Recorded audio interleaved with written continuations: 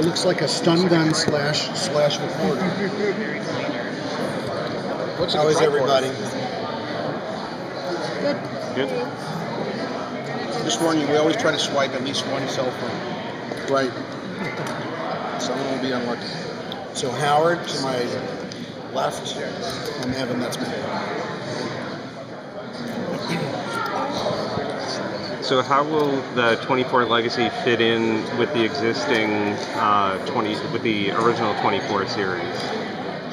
It's an expansion of the 24 universe. It takes place 3 years after the London installment, in kind of real calendar time, and has CTU involved, has an upstairs downstairs sort of story that 24 usually has, upper level politics and down on the ground thriller.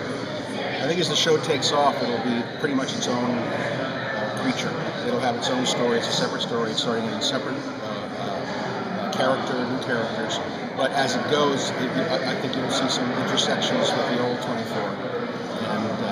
But at the beginning, it's really pretty much a brand new adventure, new everything. And how was finding this new cast, especially the new leading man? We got very lucky. Our casting director went to Compton, called from the parking lot and said, "I got your guy." And then casting director being Evan's wife. And then we only ever went to Corey. Corey actually agreed to do it, and that was it. It was strange. It was such good luck. We immediately became suspicious. But it was actually very, extremely lucky when you think, because when we were trying to cast as a young soldier who is green but also is intelligent and can come off as experienced and can have the weight of what Jack Keeper used to bring. So we were worried at first, and we lucked out beyond belief. Home run, yeah. It was on like the Skype. He was shooting Skull Island, and we Skyped with him. It was one of those things where, and it happens very, very frequently, where you see somebody on even a Skype call who has the charisma and the composure, and aside from his performance in Straight Outta Compton, his presence is that powerful. And again, the rest of the cast is extraordinary too. Between Jimmy Smits, Miranda Otto, and down the line, Dan Bobutinsky. It's a wonderful cast. We're very blessed. And Corey has the ability, that I think all stars do. He lets you in. You can see him thinking. You can see him feeling. You're with him. Whatever that thing is, Corey has it. To a great degree. Will we see any of the characters from the original series pop up? Are there any plans to? There are, all I can say is stay tuned. Like I said, with the universes, the worlds will intersect at some point. Secret intersections.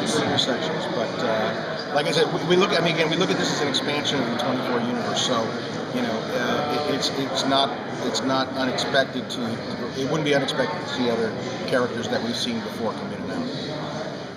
Can we expect it to follow a similar format of the last one, where it's going to be basically 2 main blocks of time?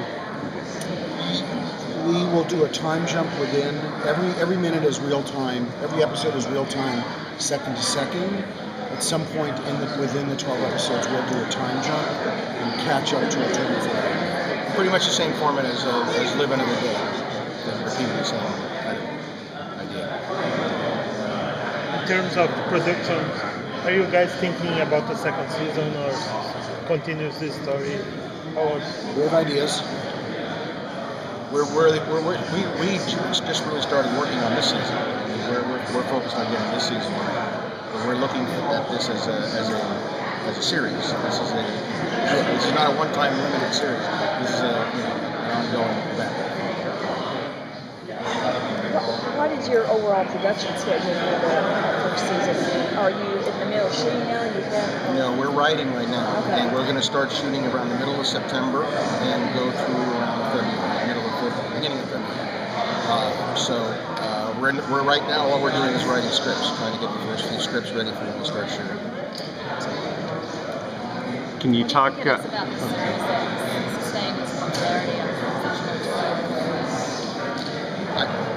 I would say, to me, it's like it's a series that the roller coaster aspect of it. The idea that it's the real time, where it's happening, as you watch. It keeps you on the edge of your seat, and I think in a way that other series do not. I think it just, and there's the cliffhangers and the stories and the suspense. It's when I came onto the series and when it was already well in its run, and when I started, I got the call to watch it, and I sat down and watched it with my wife. We watched 8 episodes in a row. It was like crack cocaine. I mean, I couldn't. So and it's an old venerable Hollywood tradition, the cliffhangers, and it really is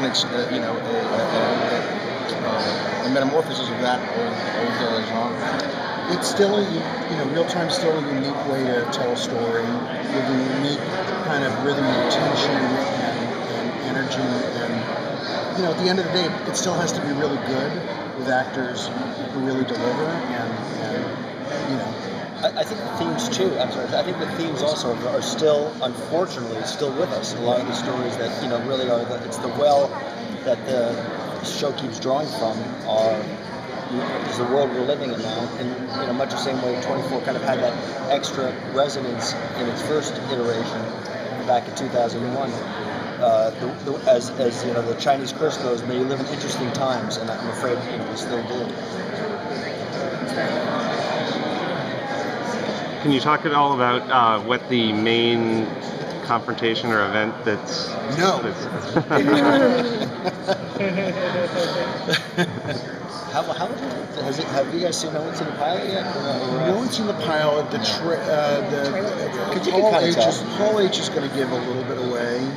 I think the main setup is of a and it's suggested by the U.S. raid on Osama bin Laden, and stories that we had heard and read about the soldiers who did that raid had to kind of go into hiding because they killed a major terrorist figure, and how some of their lives became kind of uprooted. And I remember at one point there was one soldier who was asked, "What do I do in witness protection?" And he was told, "You can drive a truck." And so the idea came that it hit us. What if there was this large terrorist who was killed by a group of soldiers, and the soldiers had to go back to their own lives and and instead of being giant heroes, had to basically hide. And then from there, the idea grew that what if one by one the soldiers were being killed off, and they realized quickly, and our hero realizes that someone has leaked their names and that someone is after them. And that is the start, the engine of this, which grows into a larger conspiracy, which ultimately involves CTU and the highest levels of government. So it was interesting. It also suggested an interesting character that was different from Jack Bauer.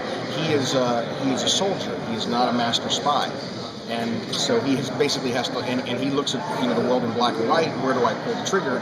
But now he's entering the world where things are grayer, and there's backstabbing and there's betrayal, and it's not something he's not used to. And so you're seeing the evolution of a character into this world that Jack Bauer used to be into. Guys, that's all the time. Thank you. Thank you.